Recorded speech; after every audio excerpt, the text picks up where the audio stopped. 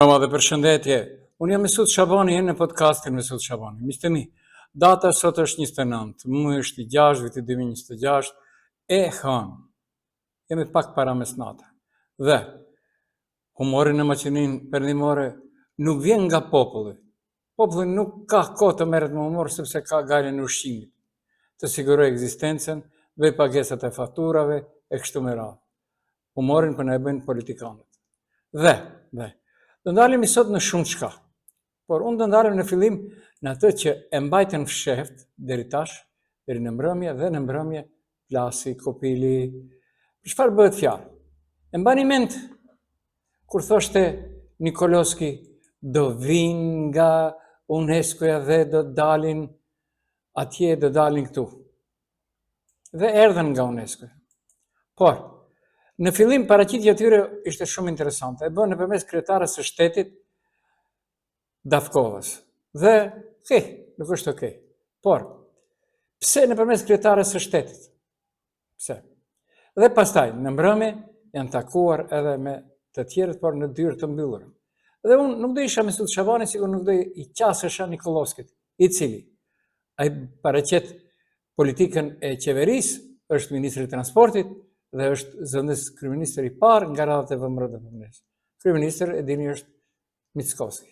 Por Nikolovski nuk jep llogari askujt. Pra, është kretë kjo një marrëveshje mishmash e VMRO-s që udhëheqin Mickovski Nikolovski. Merrni mend, Nikolovski tash është bërë ekspert, ja kalon inteligjencës artificiale se përket inxhinierisë infrastrukturës.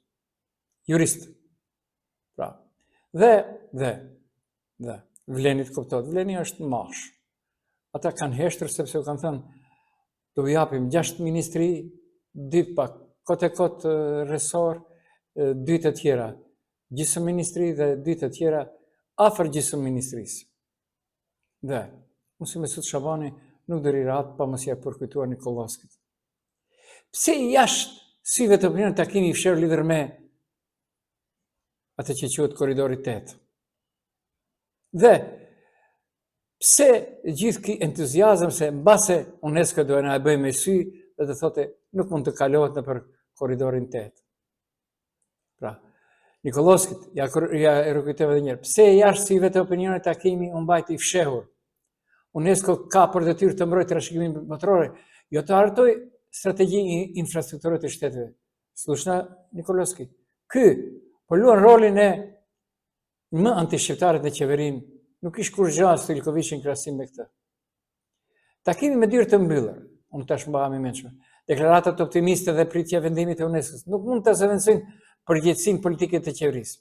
Projekti i autostradës Trebenish-Qafan është një nga investimet më të rëndësishme infrastrukturore për Maqeninë e Veriut dhe lidhjen me Shqipërinë.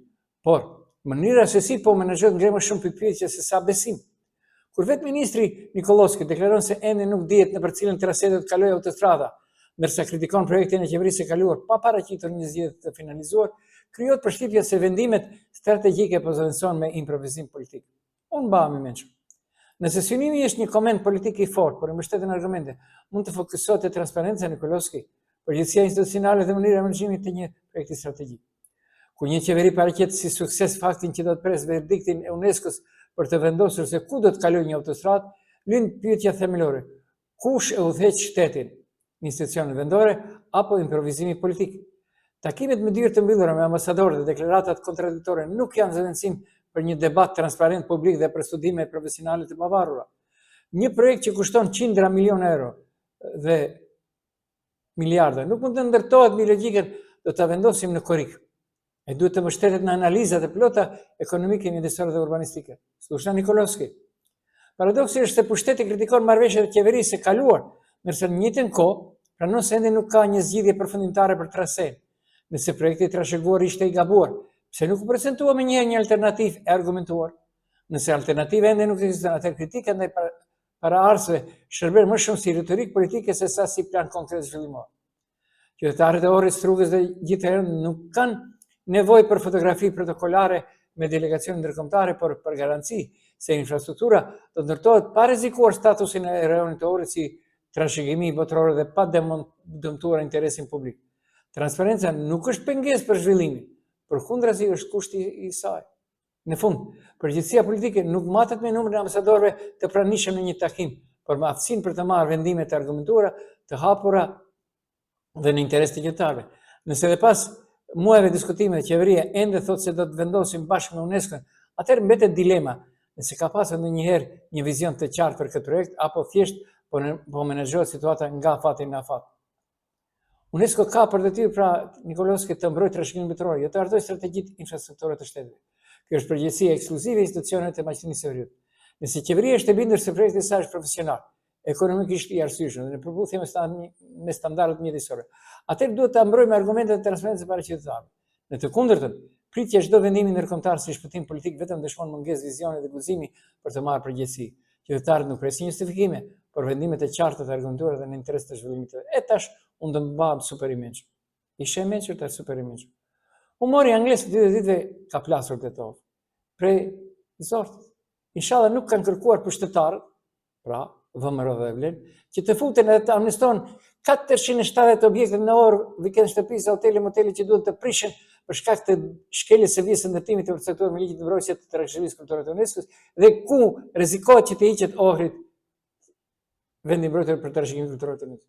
Pra, inshallah nuk kanë kërkuar pushtetarët, Nikolovski inshallah nuk ka kërkuar. Si baraspesh që të kalojnë për Trebenisht. Nëse humorit e të varë vazhdon. Zërka kanati Nikolovski Vlen. Korridori 8 do bëhet se nuk bën. Do bëhet. Ju mund të plasë. Pa Vlen le ta çes dhamin. Na. Nikolovski nuk do i ndihmoj as aeroporti i Ohrit, simboles se mund ta nënshkëlohet me korridorin 8. Ku i dërgon pralla për natën e Nikolovski. Nikolovski nga ekspert juridik, tash ja kalon edhe inteligjencë artificiale, por në bëhet edhe ekspert inxhinier transporti. Si krahasim. Nikolovski ka udhëtuar ndonjëherë ti me aeroportin në Shkupit.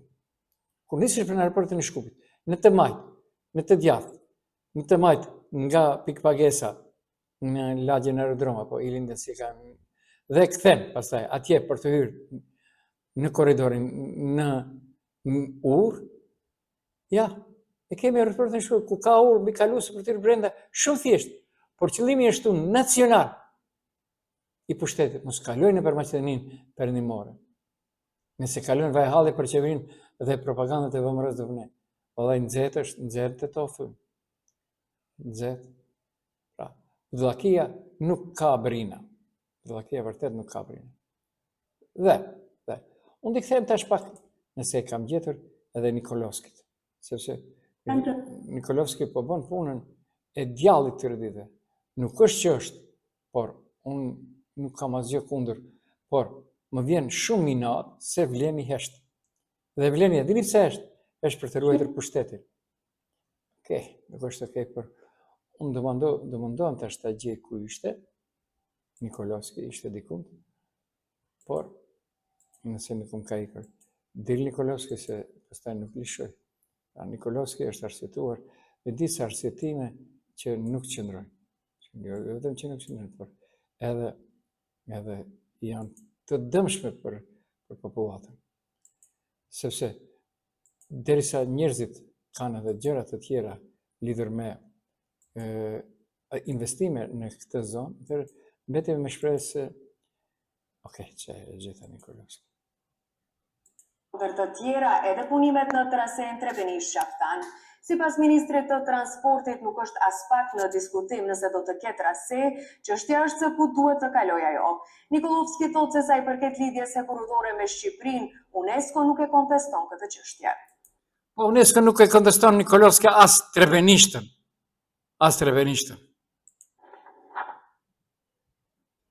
Fati aksit e Trebenisht-Qaftan do dihet në korrik në mbledhjen e vjetore të UNESCO-s në Korenë e Jugut, ku do shqyrtohet i gjithë raporti për rajonin e Ohrit. Ministri i transportit Aleksandar Nikolovski për të valsat deklaroi se tashmë nuk ushtrohet më pyetja nëse do të ndërtohet autostrada drejt Qaftanës dhe Shqipërisë, por në për cilën trase do të kalojë. Kjo vjen pas takimit të fundjavës në Ohër, ku ministrat të së bashku me kryetarët e komunave të Strugës dhe Ohrit zhvilluan takim me dyer të mbyllura me 15 ambasadorë të vendeve anëtare të Komitetit të Përhershëm të UNESCO-s.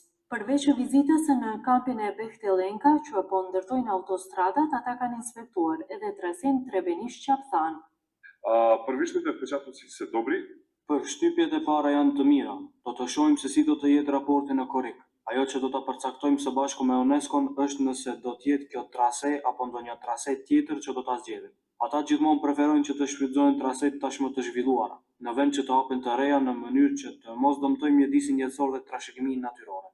Prandaj, nëse do të vazhdojmë me trasen e planifikuar nga qeveria e kaluar apo me trase pjesërisht të zhvilluar, të cilën më pas do ta zhvillojmë më tej, është diçka që do ta vendosim bashkë me ta. Pas e vendimit që pritet në Korrik, Nikolovski thotë se qeveria do të mund të fillojë punën për këtë projekt. Ai nuk është i mendimit që projekti të realizohet sipas planit ekzistues. ако јас се прашувам, ова е само природно. Nëse më pyetni mua, mendoj se ajo që është nënshkruar si marrëveshje nga qeveria e kaluar nuk i përgjigjet realitetit, sepse Maqedonia nuk ka 200 aeroporte, por vetëm 2. Nuk ka lidhje me aeroportin e Ohrit dhe nuk ka lidhje të drejtë për drejtë me qytetin e Strugës. Nëse nesër do të ndërtojmë lidhje apo nyje rrugore, kjo është çështje tjetër, por ato nuk janë të përfshira në projekt dhe as në buxhet.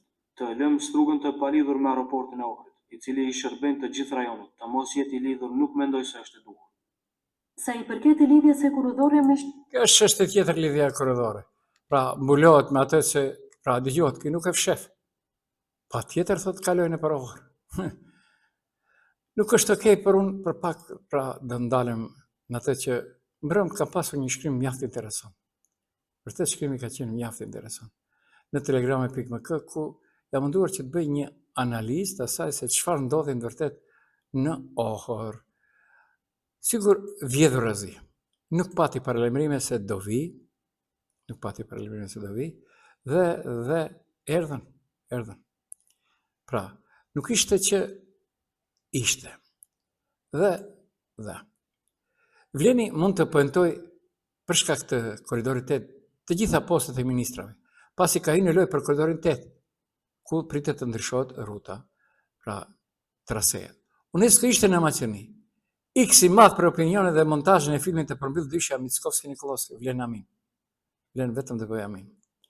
Pra, viti 2026, Casablanca në Tiranë, Casablanca në Republikën e Maqedonisë së Veriut, shëtisin shërbimet inteligjente ruso, kineze, iranian në Ballkan si në shtëpitë babës, por janë të ndihmuar edhe nga qeveritarët, në Serbi nga Vučići, në Tiranë nga Rama, në Maqedoni nga Mickovski-Nikolovski dhe Vlen. Përfaqësuesi ndërkombëtar sot në Tetov, në një ngrënie mëngjesi, diku në rrugën Tetov-Zhelin, më pyesim pse shqip forcët e Vlen në Maqedoni duan t'ia kalojnë Aliametit me afinitet pak kurrizor pushtetar. Vetëm dy gjëra mund të kenë ndodhur, bëjmë muhabet, kapja nga pushteti dhe interesi personal. Por të lëshohet Emiratuar dhe vendosur nga NATO rasti korridorit 8, do të jetë pa precedent të mos kalojnë nëpër Trevenisht dhe të del në Ohër. Kjo nuk ka logjikë së pari nacionale të mos kalojnë nëpër fshatat shqiptare në Maqedoninë perëndimore ku biznesi privat do të lëzon, pasi shteti nuk ka investuar 0 cent. Okej. Matematikat e Vlenit këto politike tash, se 6 ministra do marrin, tregon se takimi i UNESCO-s me Siljanos Skandakovën mund të ndodhë një të ardhmë të ardhë shpejt brenda muajit dhe të manipulohet me deklarata lëshuara nga qeveria, edhe pse nga presidenti asnjë fjalë nuk shkronte për korridorin 8, pra flitet në web faqen zyrtare për deklaratë të takimit të UNESCO për regionin e Ohrit. Dhe dëgjuat, mos e vërtet. E vërtetoi Nikolovski. Unë sigur me qenë aty. Më falni, por ky region i Ohrit mbulon po se po edhe Strugën, por edhe Dibrën deri në fshatin e Kërçovës. Qeshëm për hajër Vlen me mos pënto 6 ministra po kërkohet dhe. Korridori 8 u bë i takzoni pushtetin dhe keni arsyetim UNESCO pas ka thënë. Kur dhe ku s'është përgjithësi. Nikolovski do t'ju tregoj dhe tash është në ofanziv. Nikolovski nuk e nxori kot deklaratën për autostradën Prilep Manastira Thin. Bash sot, bash dje. Ose ai patrioti me baterie e Strugës me ndiqyra, i cili merr pjesë në këto dhe heshtën. Ai ka problem qytetar që të informojë qytetarët e Strugës. Dhe shtetëror. Kryetar komunë duhet del të informojë se çfarë është biseduar. Kinse për mosmarrveshje me VMRO pas ka probleme. Ja majkat, pse bash dje e gjete? E keni në Telegram pyet. Edhe ai ka dhënë pëlqimin. Nuk dolën në terren UNESCO apo qeveria llogaritë në nokaut deklarata dhe nga gazetarët. Shef skandal. Ka kohë që edhe Nikolovski do jep urdhër arsyetimi. Dhe ka filluar. Vlen po e to 10 poste hiç më pak. Se ka më majkat. Derisa VMRO do punë përgatitur ushimin për media për korridorin 8 pse jo. Shqipërinë etnike thënë të thotë, Skënderbeu ka vënë dhe ka Frimgashi, Bekim Sali, Izet Mexhiti, pionieri Bilal Kasami, me qira patriotë me baterie. Pësë, unë e them në këtë shkrim, nuk isha ditur se të ka aq restante ekskluziv për ngrënie të sillës, mëngjesit, nuk paguajtë, unë paguajtë miqtë e mi RMV-s me Franci, ambasadë pra ishin 3 veta, 2 meshkuj dhe 1 femër përkthyese dhe unë 4 veta. 100 euro pagesa mëngjes, hiç gjë për ta akredituar. Çuditë ndërkombëtare, çuditë. Çfarë është kjo vetë? Çfarë është kjo? Çfarë është kjo? Dhe, vetëm vëmëroja e di. Vetëm vëmëroja. Dhe ka dalë ai burri i botës. Ka dalë ai burri i botës. Ka dalë ai burri i botës. Nikolovski çfarë nuk flet. Dëgjohet çfarë nuk flet. Por edhe më keq ka. Sot Vleni ka pasur për vjetorin e 2 vjetorit. Dhe është biseduar për shumë çka. Unë kam huazuar diçka po ta shohim se kur do filloj.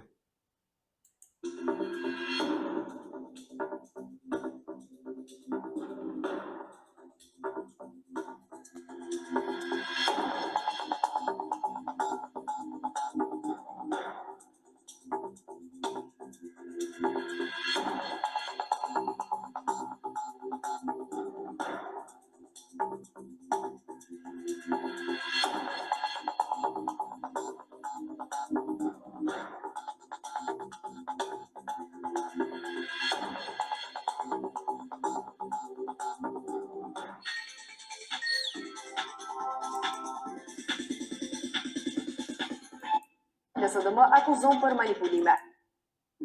Za mene nema Makedon cjell. Ka arritur të punësoj 2500 shqiptar. LSDM akuzon për manipulime. E majta paralajmëron bllokim. Si pasojë e temperaturave përvojnuese që ndrathirje në ndihmën e shpejtë në mungesë të ekipeve të mjaftueshme, mjekët detyruan të bëjnë selektimin e rasteve. Shikues të nderuar, jeni me lajmet qendrore në televizionin Alsat. Vleni mburret se për 2 vite ka punësuar 2500 shqiptar në administrat, por nuk tregon se në cilat institucione. Ndërkohë fakte tregojnë se për 2 vite gjithsej janë punësuar 4000 persona në administrat, ndërsa mbetet enigmatike se si prej këtyre 4000 të punësuarve, Vlen ka arritur të punësojë 2500 shqiptar. Në 2 vjetorin e qeverisjes, Vlen mburret me punësimin dhe avancimin e 2500 shqiptarëve në administrat. Megjithatë, nuk ofrojnë statistika konkrete se në cilat institucione janë punësuar. Punësimi ishte një nga prioritetet tona. Mbi 2500 punësime dhe avancime u realizuan gjatë këtyre 2 viteve. Në këto 2 vite kemi realizuar mbi 2500 punësime dhe avancime. Ndërkohë kryeministri nuk komenton shifrat e Vlenit, por thotë se punësimet në administrat bëhen sipas nevojave dhe kompetencave. Za mene nema Makedon cjellbanci. Për mua nuk ka Maqedonas, shqiptar, turq, serb, vleh, bosnjak, rom e të tjerë. Për mua ka qytetarë të cilët punësojnë sipas nevojave të administratës dhe sipas kompetencave të tyre. Kuptohet, duke respektuar përfaqësimin e drejtë, e cila është vlerë themelore, kushtetuese dhe kategori. Megjithatë, nëse shfletojmë statistikat zyrtare të Ministrisë së Administratës, numrat e Vlenit për punësimin e 2500 shqiptarëve duken të pavërteta. Në vitet 2024 dhe 2025, administrata është rritur për 4018 persona, apo 1547 në vitin 2024 dhe 2471 në vitin 2025. Në rrethana ideale nëse do të ishte respektuar parimi i përfaqësimit të drejtë adekuat. Prej tyre do të duhej të ishin punësuar rreth 25%, apo 1000 shqiptar. Ndonse Vlen thotë se ka punësuar 2500 të tillë. Po pra, me qëllim e solla këtë se kur i sjellin vetëm lajmet e mia, më thonë je i njanshëm. Ja, edhe të tjerë thonë. Po nuk mundet dhe 4000, 2500 punësime pas kanë bërë, kërkush nuk është në punë. Jo, nuk e kam këtë personale, po e kam edhe personale, kanë larguar me të mbyt me njerëz nga puna. Me të mbyt me. Dhe tash lëvdrohet. Humori është kjo, që thash në fillim se politikanët nda bëjnë humor. Këtë institucione kryesore. A Bilali ka fajë që një drejt e fituar që drejt 45 në kalon dhe Kosovës ka pas kustë të Skënderbeut, i punun nga të si pasfari, nuk e kanë rikëthynë drejtën e fituar një nuk kanë, s'ka pas 24 vite se në kanë këthy Skënderbeut në Kosovë, apo rrugat kryesore në Kosovë, posh jena ose jesi prostitu. Edhe për këto fajtore Bilali, Pra, kështu mendoj se Tu nuk e flet vërtetën sepse Bilali është dashur t'ja dërgoj si dokumentacion kopje, originalin ta mbante. Asgjë nuk duhet, nëse është dashur do mlidheshin para qytetarët e Tetovës, ta zonë, 100 faqe, 1000 dinar. Dhe kopje ja kishin dërguar gjykatës dhe u kry puna. Mirë po këta kanë luajtur në kartë tjetër, në këtë që tash duan ta bëjnë se këta janë baballarët. Okej, ky deri dje me kës ishte. Me kës ishte. Unë nuk jam puthur me Zajevin, ky. As me Filipshin, as me Nikola Gruevskin, as me Mickovskin, ky. me fajnë e tyre, me papësinë e tyre, me zgjidhjet gjysmore e tyre, mundohen ta paqësojnë vlenin dhe kjo dal nga dal ju kthehet bumerang, sepse nuk janë politika konstruktive. Fundit kur e pranon gjysma falet. Pra i ftoj ta pranojnë fajin, ta pranojnë qeverisjen e keqe, ndoshta gjysma do ju falen nga shqiptarët. Kryeministri Mickovski në këtë rast tha se nuk është vendimtare vendimi i gjykatës kushtetuese. Do thotë kjo që për rastin e Tetovës, emërimit të rrugëve në Tetovë. Si partner qeverie, pra zoti Kasami ka ngritë këtë çështje, ka formuar një komisioni në mënyrë ligjore, është të përgatitur që njëjtën që kemi bërë shkup të reflekton realitetin edhe në Tetovë me emra nga historia. Okej, në rregull është. Komisioni që e formojnë Tetovë 2 vite të tëra kanë nda mjetet të majme komisionit për emërimin e rrugëve. Çfarë do bëhet me të? Dhe e dyta, nxirre be, o 20 me qytet, nxirre dokumentacion, ja ky është pempele, bardhë dhe zi, që ti e ke. Nxirre ta shohim se çfarë është. Jo fjalë mohabete. Shqiptare, normal edhe nga historia Maqedonisë do ndryshin ato jugoslave me të cilat do të jenë personalitete të cilët kanë kontribuar për vendin. Kryesisht për Maqedoninë e Veriut. Patjetër. Shpresoj atëherë që të zgjidhet kjo çështje për shkak se përgjithësi duhet në këtë rast të mbaj zoti Mexhiti edhe BDI e cila për gjithë këto vite domethënë nuk e ka dhënë një zgjidhje konkrete dhe mbaj as sa më takon. Po. Tash unë kam qenë kryetar komune, nuk mund ta marr përgjegjësinë atë që ka pasur zoti Ahmet. Tu nuk e flet vërtetën sepse ligji për cilën flet është 2021, ky s'ka qenë kryetar komune 2021. Pra, shet të të thënë Darda Kakiçka. Jo, të sa fjalë për komunën e Tetovës që edhe zoti Kasami domethënë 5 vite ka ushtruar detyrën e kryetarit të komunës dhe i ka përdorur në fakt këta emra, por zoti Kasami tha që kemi përdorur vetëm brenda institucionit të komunës dhe nuk mund që ty detyrojmë edhe institucionet të tjera që të përdorin emra. Komente që thash mjaft sjalim në profesor. Të vazhdojmë atëherë tek ligji për përfaqësim të drejtë dhe adekuat, zoti Mexhiti. Okej, s'është rëndësi sepse atë ligj veç ka kush e bën një ekspert mjaft i madh, i cili vetëm blen Tetovë banesa, interesant.